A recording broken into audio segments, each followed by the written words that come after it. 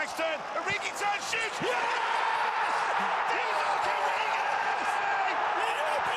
Build the dream in FIFA 20, pay less and get more, and use the code TVM at checkout for a bigger discount. What is going on, guys? TVM here. Welcome back to another video. Thank you for the support on the first video that we had, and the second one, of course, with Tammy Abraham.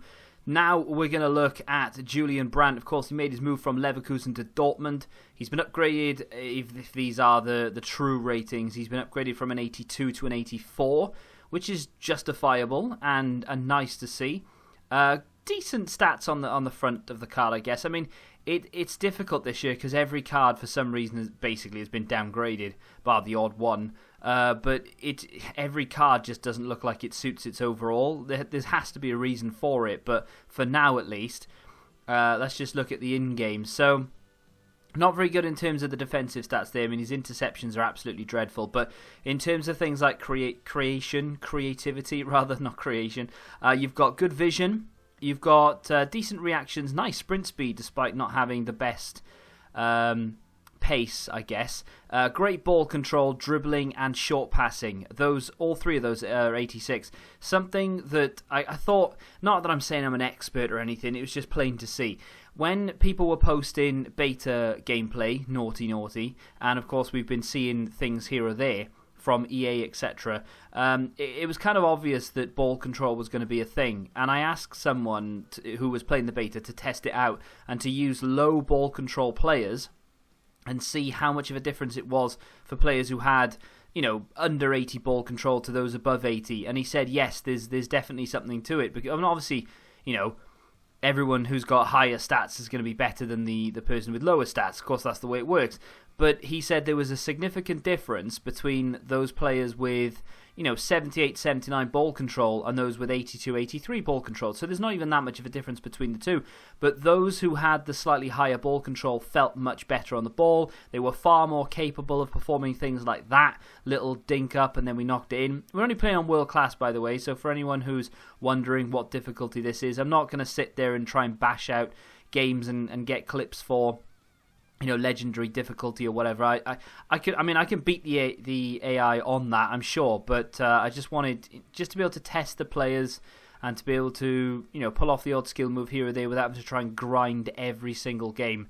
The time for that will come when the actual game is released. For now, we're just trying to feel the game out and get a reasonable feel for it. Many people always say that world class is harder than legendary anyway. I don't know if I believe that, but for those of you who do believe it, we're playing on a harder difficulty. So, Julian Brandt, how good is he and why did I choose him? Well, I chose him because he'd obviously made a move from Leverkusen to Dortmund, and the fact that he's had a reasonable upgrade, even if the rating isn't the same in the actual full release and it's just for the demo, we can have a little look at what an upgraded Julian Brandt will look like. And to be fair, out of all of the players that I've used so far, of course, all the Dortmund team, I've used Chelsea vigorously. I've played with Liverpool quite a few times, being a Liverpool fan myself. And Julian Brandt is one of my favourite players, I won't lie to you. This guy is a very, very good, capable player. He's kind of what I expect Mason Mount to be like, except I think Mason Mount might get screwed over with a rating. I mean, I say that as if Mason Mount has been, you know, scoring very highly and playing very well, you know, for years. He's only really started doing it this season because he's needed to. But, yeah, I'm kind of hoping that someone like Mason Mount gets a good rating. But that being said, Julian Brandt's got very good ball control, good dribbling stats. He's got nice passing, crisp passing. He's got a reasonably tall frame. He's actually kind of like a cheap Kevin De Bruyne, actually. Not that Man City are on the demo, but he kind of looks like that in game. You know, kind of plays like that. But I mean, that's just my opinion, obviously. You've got the demo. You can tell me how you feel about Julian Brandt. But I just think that this guy very early on, and that finish is one of my favourite goals that I've scored in FIFA 20 so far. Now it's the demo, but still. It was a brilliant pass through. It literally carved the defence open, and that finish is exquisite.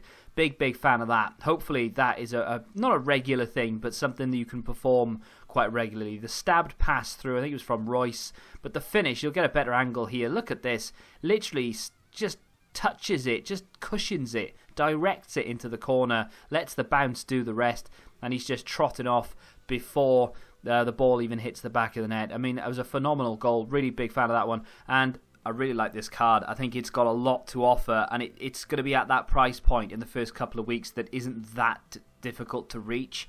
You know, you're probably looking at about 20, 30,000 coins in the first couple of weeks, which sounds like a lot, but ultimately, you know, players like Sancho, who's only 84 rated, is likely to be around the sort of 70 to 100,000 coins. So when you weigh up, actually, that's not too bad. Kai Havertz is likely to be a lot more expensive than Julian Brandt, not because they're sort of different in terms of rating, because I think Havertz is also an 84, but just because of the name. You know, it's a weird one as well, because EA don't really look upon these type of players and give them like 87, 88, which is probably what PES have done. And I wouldn't be against it, to be fair. I think EA will be very harsh towards ratings. Like Havertz is only 84. Realistically, he could be 86. Do you know what I mean? With that being said, though, this guy at the very beginning of FIFA in particular is going to be a very nice card. The problem with it is it's going to command a relatively high price tag, 20 to 30,000 coins at least in the first couple of weeks. It'll be worth it though, I'm sure. Just be ready to sell it before the sort of the drop off. But ultimately, this is a card I'm really looking forward to in the full release. If you have enjoyed it and you want to see more of this type of thing, and maybe you can even drop me a suggestion of which player you'd like to see next, hit the like button, subscribe to the channel if you're new, and until the next time, goodbye. Football Index. The game changed. Download the app now.